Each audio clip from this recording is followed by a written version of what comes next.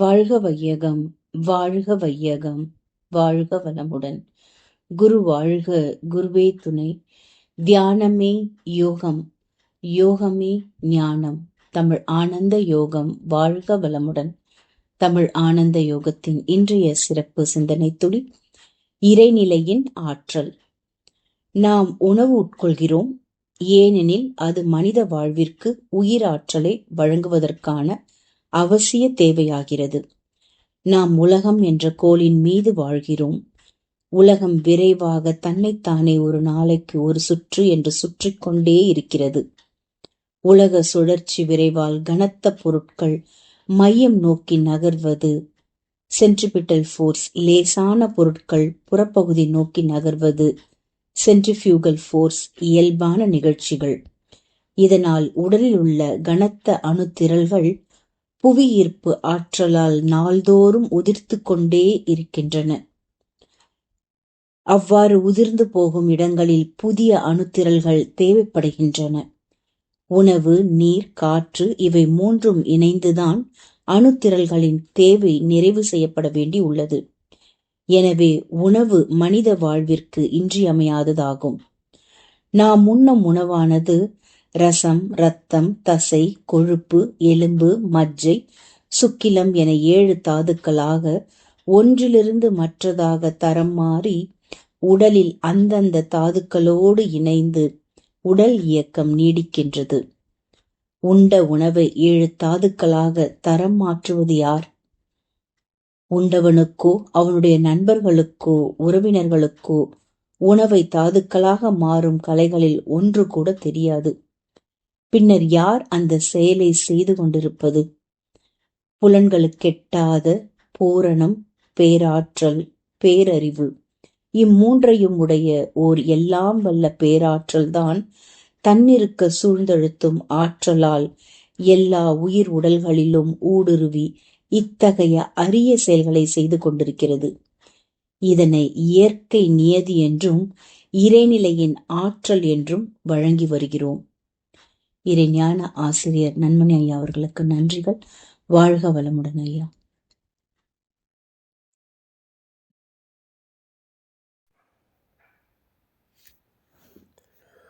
வாழ்க வையகம், வாழ்க வையகம், வாழ்க வளமுடன். குரு வாழ்க, குருவே துணை. குருவின் மலரடி போற்றி. சிந்தனையை உடல் நலத்தை சீரமைத்து உய்வித்த குருவே வாழ்க. இன்றைய சிந்தனை துளிகள் வாசித்த ரேசிபாபா அம்மா அவர்களுக்கு நன்றி. தியானமே யோகம், யோகமே ஞானம். தமிழ் ஆனந்த யோகம். வாழ்க வளமுடன். இன்றைய சிந்தனை தலைப்பு இறைநிலையின் ஆற்றல். இறைவனின் ஆற்றல் என்று கூட சொல்லலாம். ஆனால் அது இப்பொழுது சமுதாயத்தில் பல குழப்பத்தை ஏற்படுத்தக்கூடியதாக அமைந்து வருகிறது. ஏனென்றால் அந்த இறைவன் என்பவன் யார் என்பதில்தானே இன்று மனிதர்களிடம் குழப்பம். அந்த குழப்பத்தினாலே எவ்வளவு பல்வகையான உலகம் முழுவதும் இருக்கக்கூடிய துன்பங்கள். இப்போ அங்கு அந்த இறைநிலை என்று சொல்லும் பொழுது அது ஒரு பேராற்றல் என்று சொல்லும் பொழுது அது அனைத்து உயிர்களுக்கும் மனிதருக்கு மட்டுமல்ல, அனைத்து உயிர்களுக்கும். இந்த பூமியில் இருக்கக்கூடிய உயிர்களுக்கு மட்டுமா? இல்லை, இந்த பிரபஞ்சம் முழுவதும் இருக்கக்கூடிய அனைத்து உயிர்களுக்கும் பொதுவான ஒரே ஆற்றல் என்பதாக நாம் அதை புரிந்து கொள்கிறோம். இந்த உடலில் நடக்கக்கூடிய நிகழ்வுகள் அனைத்தும் 850 கோடி மனிதர்களுக்கும் ஒரே மாதிரி தான் நடக்கிறது. ஆனால் மனிதன் எப்படி பிளவுபட்டு கிடக்கின்றான்? எதை வைத்துக்கொண்டு?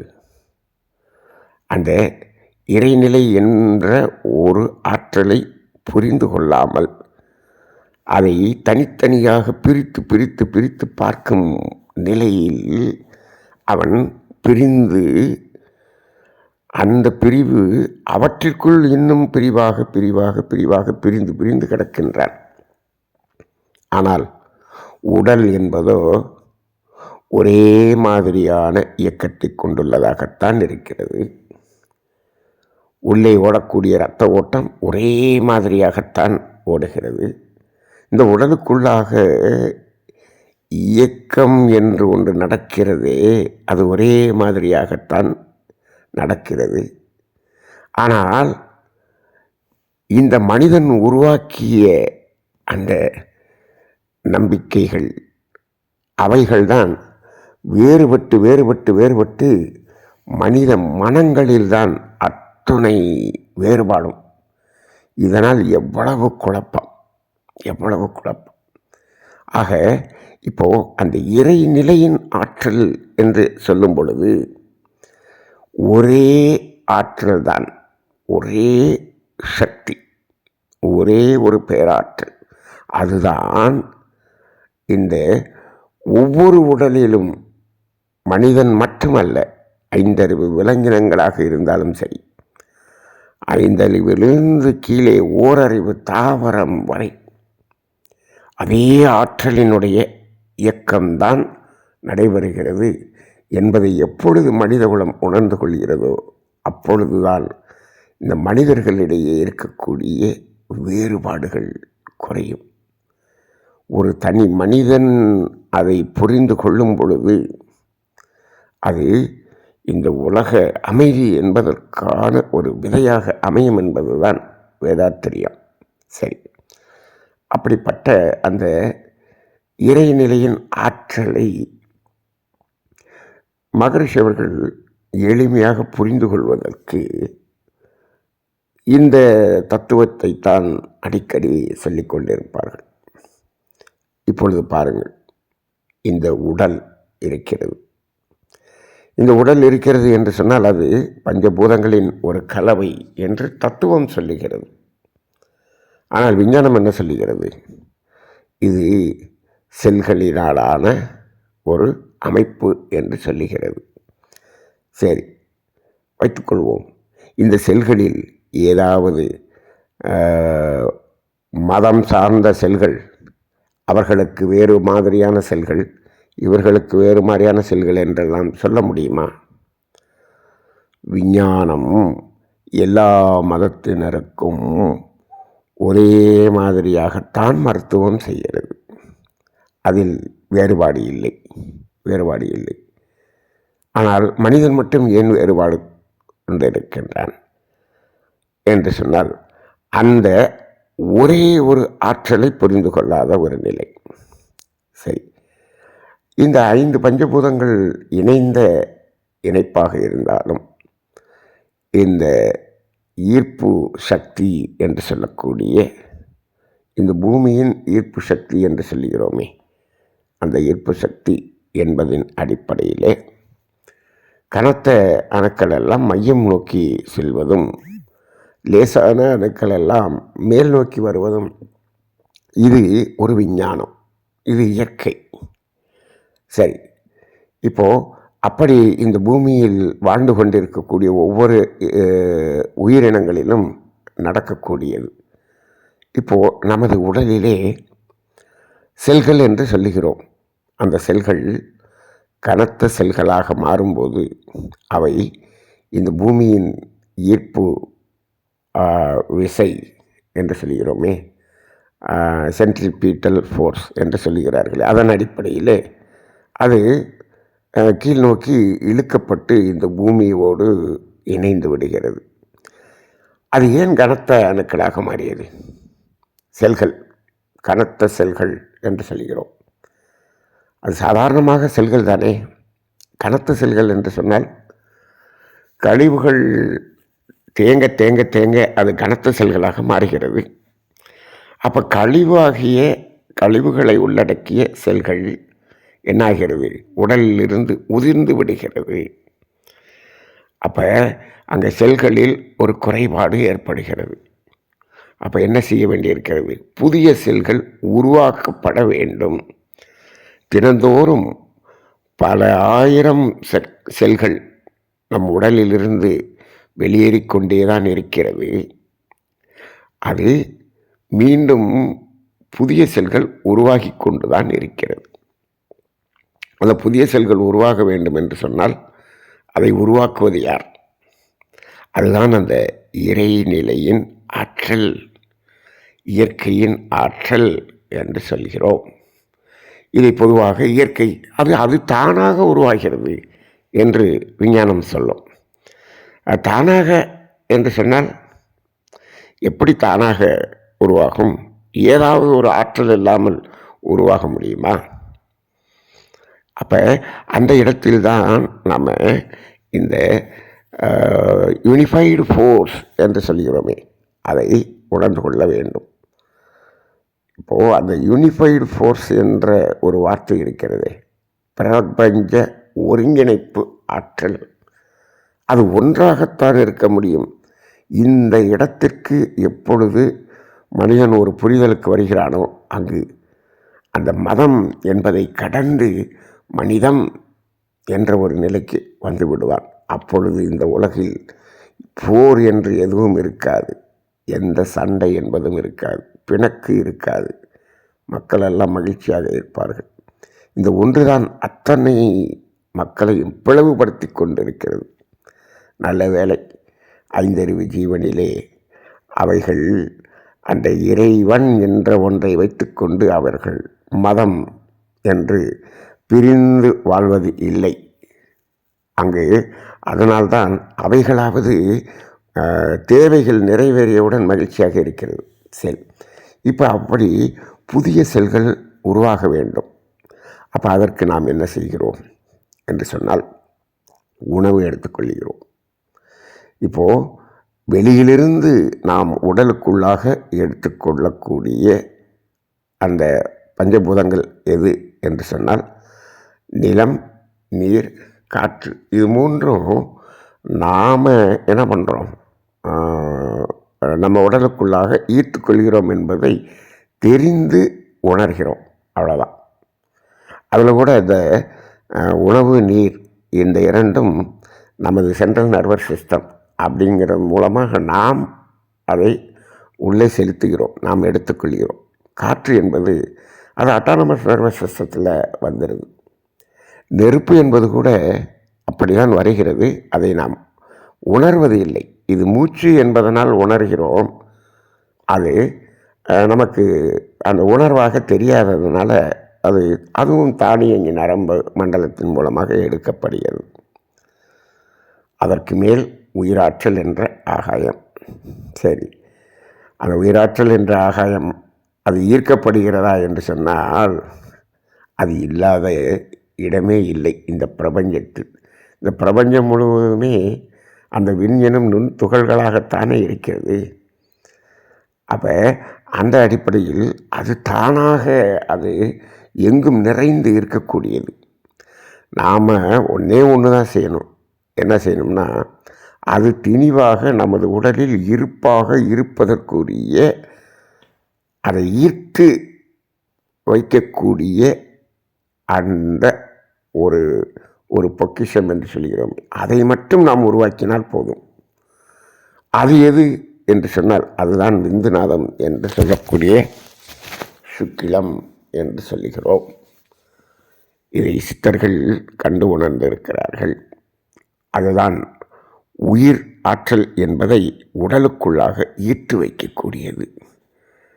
இப்போ நம்ம உணவு சாப்பிட்றோமே, இந்த உணவு ஜீரணம் செய்யப்பட்டு கடைசியாக அந்த 7வது தாதுவாக எப்படி மாறுகிறது, சுக்கிலம் என்ற விந்துநாதமாக மாறுகிறது என்று சித்தர்கள் கூறுகிறார்கள். உணவுதான் இப்படி மாறுகிறது என்பது சித்தர்கள் கூற்று. ஆனால் இன்றைய மருத்துவ விஞ்ஞானமோ அது ஒரு சுரப்பி என்று அப்படி சொல்லிவிடுகிறது. அது இன்னும் அதை கண்டு உணர முடியவில்லை என்று கூறுகிறார்கள். சரி, இப்போது அந்த உணவு 7 தாதுக்களாக மாறுகிறதே, இதை மாற்றியது யார்? எந்த சக்தி, எந்த ஆற்றல் இதை மாற்றியது? இதை உணர்ந்து கொண்டால் அனைவருக்கும் ஒரே மாதிரியாகத்தானே இது உருவாகிறது. அப்போ இந்த ஆற்றல் அனைவருக்கும் பொதுவான ஆற்றலாகத்தானே இருக்க முடியும். அந்த ஆற்றலைத்தான் நாம் இறைநிலை என்று சொல்கிறோம். இறைநிலை ஆற்றல் என்று சொல்கிறோம். இறைநிலையின் ஆற்றல் என்று சொல்கிறோம். அப்போ இதைத்தான் சக்தி என்று சொன்னார்கள். சிவம் என்பதை முழுமுதற் பொருள் என்று சொன்னார்கள். அதிலிருந்து வெளிப்பட்ட ஆற்றலை சக்தி என்று சொன்னார்கள். சிவம் சக்தி என்று சொல்ல வேண்டும். அதை எப்பொழுது சிவன் பார்வதி என்று சொல்லிவிடுகிறீர்களோ அங்கு மதம் சார்ந்ததாக மாறிவிடுகிறது. சிவம் சக்தி. சிவம் என்றால் அசையாதது, சக்தி என்றால் அசையக்கூடியது. அசையக்கூடியது என்பது ஆற்றல்.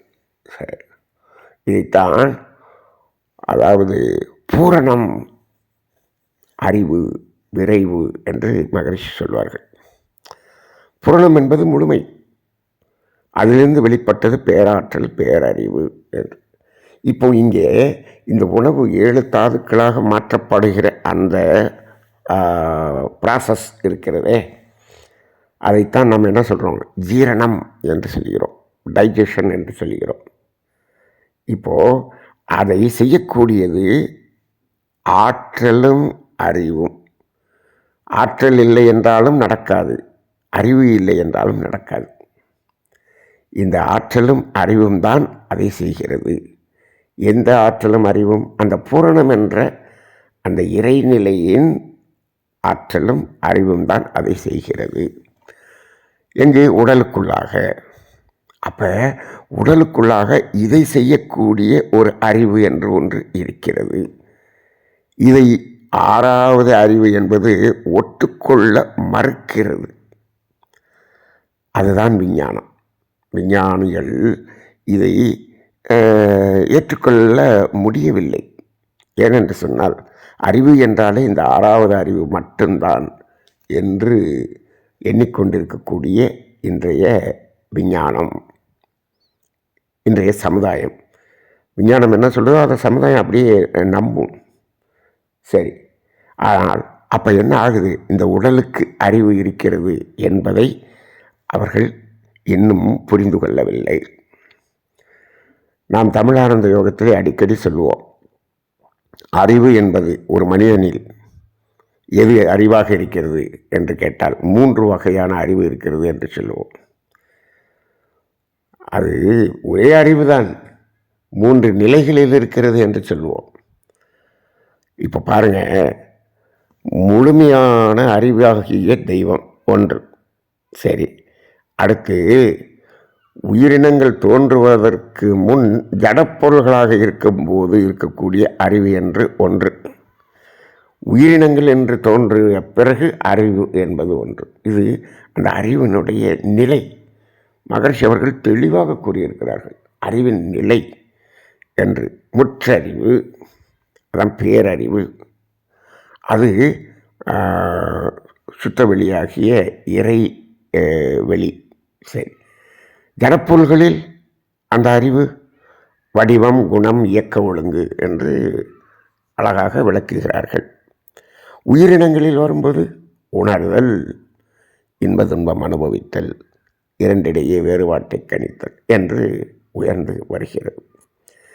சரி, அதில் ஒரு உச்சமான நிலைதான் 6வது அறிவு. சரி, அப்போ அந்த ஜடப்பொருள் என்று சொல்லக்கூடிய நிலை, இந்த உடலை எடுத்துக்கொண்டால் இது ஒரு ஜடப்பொருள் தான். அதற்குள்ளாக உயிர் ஆற்றல் சுழன்று கொண்டிருக்கும் பொழுது அது ஒரு இயக்க நிலையில் இருக்கிறது. அப்படி இல்லைன்னா அது இயக்கம் நின்றோம், அதை ஜடம் என்று சொல்லுவோம். அப்படி இருந்தாலும் அந்த ஜடப்பொருளாக இருக்கும் பொழுது அந்த ஜடப்பொருளுக்குள்ளாகவும் ஒரு அறிவு இருக்கிறதே. அப்போ அதற்கும் அறிவு இருக்கிறது. இதை விஞ்ஞானம் எப்பொழுது உணர்ந்து கொள்வது என்பது தெரியவில்லை.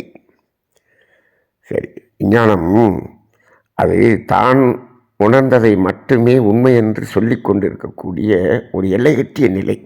அது இப்போதைக்கு அதை உணராது. மகரிஷி அவர்கள் அழகாக சொல்வார்கள். மைக்கில் பேசிகிட்டு இருப்பாங்க. இந்த மைக்கு ஸ்டாண்டப் தட்டிட்டு இதுக்கு மனம் இருக்கிறதா என்று கேட்பார். இல்லை. அப்போ இதற்கு அறிவு இருக்கிறதா என்று கேட்பார். மக்கள் எல்லாம் யோசிப்பார்கள்.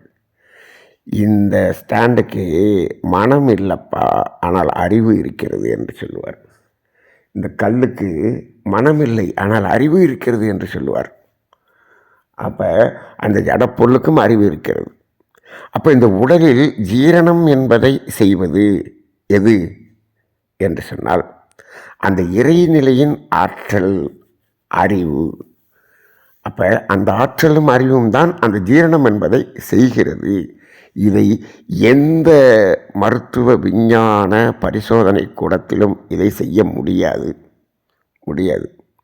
இப்பொழுதெல்லாம் நாங்கள் ஆர்டிஃபிஷியல் பிளட் நாங்கள் உருவாக்கிவிட்டோம் என்று சொல்லுகிறார்கள்.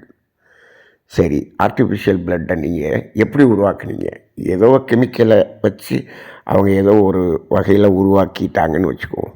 உருவத்தை, அந்த இரத்தத்தினுடைய உருவத்தை உருவாக்கி விடுகிறார்கள். இப்போது மகரிஷி அவர்கள் கேட்பார்கள், எதுக்குப்பா அவ்வளோ கஷ்டப்படுறீங்க? 4 இட்லி சாப்பிட்டோம்னா ரத்தம் ஊறுது, ரத்தமாக மாறுகிறது, ரசம் ரத்தம்.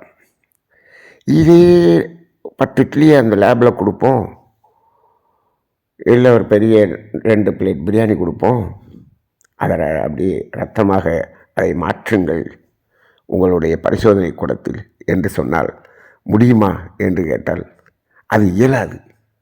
ஏன்? இது குறை அறிவு. ஆனால் நம்ம 4 இட்லி சாப்பிட்டுட்டு விட்டோம், நம்ம ஒன்றுமே பண்ணலை. அது இறை அறிவு, இறை ஆற்றல். அதை என்ன செய்கிறது? அப்படியே ரசமாக்கி அப்படியே ரத்தமாக மாற்றி விடுகிறது. இந்த வேலை எங்கள் இறைப்பையிலும் அந்த மண்ணீரலும் இணைந்து செய்யக்கூடிய ஒரு பணி. அப்போ உணவு ரசமாகி இரத்தமாக மாறுகிறது. இப்பொழுதெல்லாம் அந்த இரத்தத்தில் தான் என்ன டெஸ்ட் பண்ணுறோம்?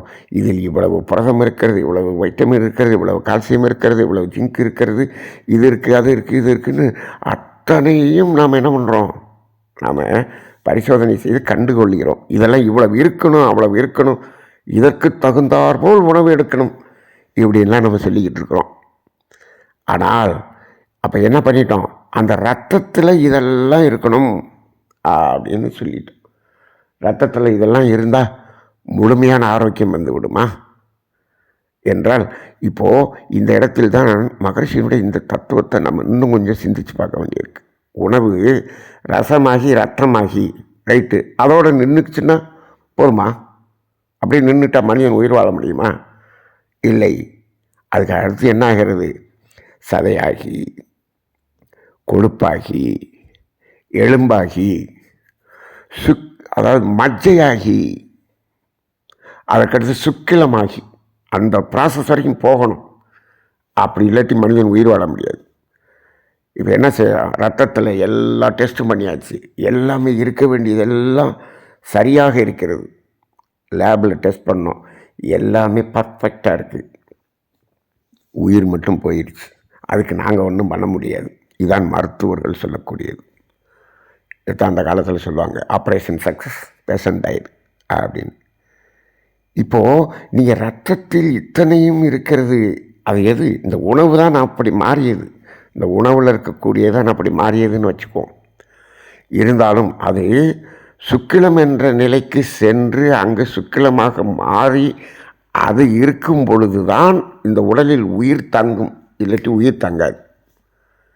இப்போது நாம் விஞ்ஞானம் சொல்லக்கூடிய இவைகளெல்லாம் சரியாக இருக்க வேண்டும் என்பது தேவையா, உயிரோடு இருக்க வேண்டும் என்பது தேவையா என்று கேட்டால், இப்பொழுதெல்லாம் என்ன ஆகிறது என்று சொன்னால், நாங்கள் இருக்க வேண்டியதெல்லாம் சரியாக இருக்கச் செய்வது தான் நாங்கள் படித்த படிப்பு. அதை நாங்கள் செய்வோம். உயிர் போகுது இருக்குதுங்கிறது எங்கள் கையில் இல்லை. ஏனென்று சொன்னால் உயிர் என்றால் என்ன என்றே இன்னும் கண்டுபிடிக்கப்படவில்லை. அப்போ இந்த சுக்கிலம் என்ற விந்துநாதம் தான் உயிர் ஆற்றலை, உயிர் துகள்களை தாங்குகிறது என்பது மெய்ஞானத்திற்கு மட்டும்தான் தெரியும். இன்னும் விஞ்ஞானம் அதை கண்டுபிடிக்க முடியவில்லை. அதை உணரும் வரை உயிரை காப்பாற்றுகிறோம் என்று அவர்களால் எந்த வகையிலும் அறுதியிட்டு உறுதி சொல்லவே முடியாது. இப்பொழுதெல்லாம் அந்த இரத்தத்தில் அந்த பரிசோதனை செய்தோமே, அதற்கடுத்து சதை, கொழுப்பு, எலும்பு, இதில் எல்லாம் இப்போ இன்றைக்கி ஒவ்வொன்றையும் மருத்துவம் செய்யக்கூடிய நிலை வந்துவிட்டது. இப்போ பாருங்கள், அதுக்கடுத்து அந்த மஜ்ஜை என்று சொல்லக்கூடிய ஒரு நிலை இருக்கிறது பாருங்கள். அந்த சுக்கிலம் என்பதற்கு முதல் நிலை மஜ்ஜை. இப்போது அந்த மஜ்ஜையில் பிரச்சனை வந்து அதில் வரக்கூடிய நோய் என்பது சமீப காலமாகத்தான் அதிகமாகிவிட்டது. இப்போ என்னாச்சு? இப்போ அந்த ரத்தத்திலேயே இதெல்லாம் இப்படி இருக்கணும், இதெல்லாம் இவ்வளவு இருக்கணும், இதெல்லாம் இவ்வளவு இருக்கணும்னு சொல்லி அதெல்லாம் சரி பண்ணி வச்சாலும் ஏன்பா மஜ்ஜையில் வரக்கூடிய நோய் வருது? மஜ்ஜை பாதிக்கப்படக்கூடிய அளவு வரும்போது தான் அங்கே பிளட் கேன்சர் அப்படின்னு சொல்கிறாங்க. பெரிய, அதாவது அந்த நோய் வந்துடுச்சுன்னா ஒன்று காப்பாற்றவே முடியாதுங்கிற அளவுக்கு முற்றிய நோய் வந்து விட்டது. அப்போ என்ன பண்ணிட்டோம்? அப்போ இந்த இடத்துல அந்த மஜ்ஜை என்பதில் இப்போ போய் இப்போது அதையும் மாற்று வேறு ஒரு உடலிலிருந்து அந்த மஜ்ஜையை எடுத்து வைக்கக்கூடிய டிரான்ஸ்பிளான்டேஷன் 50 லட்ச ரூபா செலவாகும் அப்படின்லாம் செய்யக்கூடிய அளவுக்கு விஞ்ஞானம் செய்து கொண்டு இருக்கிறது. ஆனால் இது ஏன் அங்கு பாதிப்பு வருகிறது? அதற்கு அடுத்த நிலையை உணர்ந்து கொண்டால் அங்கு அந்த உயிர் துகள்கள் என்பதனுடைய அந்த ஈர்ப்பு என்பது இந்த சுக்கிலத்தில் இருக்கிறது என்று சொல்கிறோம். அந்த சுக்கிலம் என்பதை உருவாக்கக்கூடியதே இந்த மஜ்ஜை தான். அப்போ அடிப்படையாக அந்த ஆற்றல் என்பதையும் அறிவு என்பதையும் உணராத வரை இந்த மருத்துவ உலகம் அது முழுமை பெறாது. ஆக இந்த இறைநிலையின் ஆற்றல் என்பது உடலுக்குள்ளாக செய்யக்கூடிய அதிசயங்கள், மிகப்பெரிய அதிசயங்கள் நடக்கிறது. அதில் ஒன்றுதான் இந்த ஜீரணம் என்று சொல்கிறோம். இதை நாம் அடுத்து வரக்கூடிய சிந்தனையிலே அந்த ஜீரண மண்டலம் என்பதை பற்றிய ஒரு சிந்தனை செய்ய இருக்கிறோம். அதில் விரிவாக அதை நாம் பார்க்கலாம். ஆக இந்த 7 தாதுக்களாக மாறக்கூடிய அந்த பணி இருக்கிறதே, இதை எந்த விஞ்ஞானமும் உலகத்தில் எந்த பெரிய மருத்துவ பல்கலைக்கழகமும் இதை செய்ய முடிவது இல்லை. ஆனால் அந்த உருவத்தை மட்டும் உருவாக்கி விடுகிறார்கள். என்ன பிளட் குரூப் வேணும், அந்த இரத்தத்தை என்ன பண்ணுறோம், ஆர்டிஃபிஷியலாக உருவாக்குகிறார்கள். ஆனால் அந்த இரத்தத்தை அவர்களுக்கு ஒரு மனிதனுக்கு செலுத்தும் பொழுது அவன் முழுமையான ஆரோக்கியமாக இருப்பானா என்று கேட்டால் இருக்கவே முடியாது. ஏனென்று சொன்னால் இந்த உணவு என்பது இயற்கையில் அந்த தாவரங்களிலிருந்து இறைவனின் கொடையாக வரக்கூடிய அந்த உணவு அது அங்கே என்னவா மாறுது, இரத்தமாக மாறுகிறது. அப்படி மாறினால் அந்த இரத்தம் நம்ம உடம்புல எவ்வளோ ஆரோக்கியமாக செயல்படுமோ அதுபோல் இந்த செயற்கை இரத்தம் செயல்படாது. இந்த உடலில் இருக்கக்கூடிய உறுப்புகள் அதனோடு முழுமையாக இணைந்து இயங்காது. அதற்கும் ஒரு பிணக்கு இருந்து கொண்டே இருக்கும். இயற்கை மாற்றி, இயற்கை இல்லாமல் எந்த ஒன்று உடலுக்குள் வந்தாலும் அந்த உடல் அதை எதிர்க்கும். உடல் அதை எதிர்க்குமா? உடலுக்கு அறிவு இருக்கிறதா? இருக்கிறது. அங்கே தான் அந்த அறிவுங்கிறது போகணும். இந்த அறிவு என்பதை பற்றி இவ்வளவு விளக்கமாக அதை தெளிவுபடுத்தியவர் வேதாத்ரி மகரிஷி அவர்கள். அறிவின் நிலை என்பதை அவ்வளவு விளக்கமாக விளக்கியிருக்கிறார். அது கூட இப்பொழுது பாடத்திட்டம் என்று வந்த பிறகு அது ரொம்ப சுருக்கப்பட்டு விட்டது. ஏனென்று சொன்னால் பல்கலைக்கழகத்தில் அவர்கள் இந்த அறிவை அதிகமாக அங்கு பேச விரும்பவில்லை. அதை சுருக்கமாகத்தான் அங்கு சொல்லியிருக்கிறார்கள். அந்த பாடப்புத்தகத்திலேயே விரிவாக சொல்லப்படவில்லை. அது கூட ஒரு ஆணவம் என்று கூட நாம் எடுத்துக்கொள்ளலாம். சரி, இப்போது அந்த அடிப்படையில் இந்த அறிவு அடிப்படையில் அது உருவாக்கப்பட்ட அந்த இரத்தம் என்பதுதான் இந்த உடலில் உள்ள மற்ற உறுப்புகள் ஒத்து இயங்கக்கூடியதாக இருக்கும். நீங்கள் சாதாரணமாக இயற்கையின் உணவின் மூலமாக உருவாக்கப்பட்ட ஒரு உறுப்பு, ஒருவருடைய உறுப்பு இன்னொருவருடைய உடலில் வைக்கும் பொழுதே இந்த உடல் அதை எதிர்க்கிறது. அப்படி இருக்கும் பொழுது நாம் தனியாக நாம் உருவாக்கிய அந்த இரத்தம் என்பது எப்படி அங்கு ஒத்துப்போகும்? இப்போ இன்னொருவருடைய இரத்தத்தை இன்னொரு உடம்பில் ஏற்றுவது என்பது கூட இன்றைக்கு விஞ்ஞானம் செய்கிறது. அது அவசர காலத்துக்குத்தான் அதை செய்ய வேண்டுமே தவிர ஒருவருடைய உடலில் இருக்கக்கூடிய இரத்தம் இன்னொரு உடலுக்கு அது சரியாக பொருந்தாது. எந்த அளவில் பொருந்தும்? இந்த பிளட் குரூப்பு இந்த பிளட் குரூப்பு பொருந்துதுன்னு சொல்லலாமே தவிர, ஆனால் அங்கு உடலில் அது ஒரு அந்த உடலினுடைய உறுப்புகளின் இயக்கத்தில் அது சற்று எதிர்மறையாகத்தான் இருக்கும். இப்போ ஒரு கிட்னி டிரான்ஸ்பிளான்டேஷன் கூட அது என்ன செய்கிறார்கள்? அது பொருந்துதா என்று பொருத்தித்தான் பார்க்கிறார்கள். உருவ அமைப்பில் மட்டும் அதை பொருந்தும் என்று பார்த்து கொள்கிறார்கள். ஆனால் அடுத்து அதனுடைய இயக்க ஒழுங்கில் மாறுபாடு வந்துவிடும். அப்போ பிளட்டு ஏற்றுறது கூட அவசரத்துக்கு தான் ஏற்றணுமே தவிர அந்த பிளட்டை ஏற்றிக்கிட்டே அதை மெயின்டைன் பண்ணணும் அப்படின்னு சொன்னால் இருக்கிறார்கள். கோடி கோடியாக செலவு செய்து கொண்டு அதை மெயின்டைன் பண்ணிக்கிட்டே இருக்கிறாங்க. அவர்கள் இயல்பான ஆரோக்கியத்தில் இருக்க முடியாது. நாம் உணவு எடுத்து அந்த உணவை இந்த இயற்கையின் இறைநிலையின் ஆற்றல் இரத்தமாக மாற்றுகிறதே, அந்த இரத்தம்தான் நமக்கு ஆரோக்கியத்தை கொடுக்குமே தவிர வேறு இடத்திலிருந்து இரவல் வாங்கி வாழ்வது என்பது அது ஒரு முழுமையான ஆரோக்கியமான வாழ்க்கை அல்ல என்பதை நாம் உணர்ந்து கொள்ள வேண்டும். ஆக இந்த இறைநிலையின் ஆற்றல் என்பது அளப்பரிய ஆற்றல். அந்த ஆற்றலை இன்னும் கண்டு உணரும் பொழுதுதான் இந்த மருத்துவ விஞ்ஞானம் முழுமை பெறும். அந்த அளவுக்கு அதை உணர்ந்தவர்கள் சித்தர்கள். இப்பொழுது விஞ்ஞான மருத்துவம் அதை நோக்கி பயணித்து கொண்டிருக்கிறதே தவிர அதை இன்னும் அறிந்து கொள்ளவில்லை. அது கூடிய விரைவில் அதை அறிந்து கொள்ளட்டும். இந்த இறைநிலையின் ஆற்றலை உணர்ந்து கொள்ளட்டும். மனிதகுலம் அனைத்துக்கும் இருக்கக்கூடிய அந்த யூனிஃபைடு ஃபோர்ஸ் என்று சொல்லக்கூடிய மைய ஆற்றல், அதாவது பிரபஞ்ச ஒருங்கிணைப்பு ஆற்றல் என்பதை இந்த உலகம் உணர்ந்து உலகம் அமைதி பெறட்டும் என்ற ஒரு வாழ்த்துதலோடு இன்றைய சிந்தனையை நிறைவு செய்து கொள்வோம். வாழ்க வளமுடன்.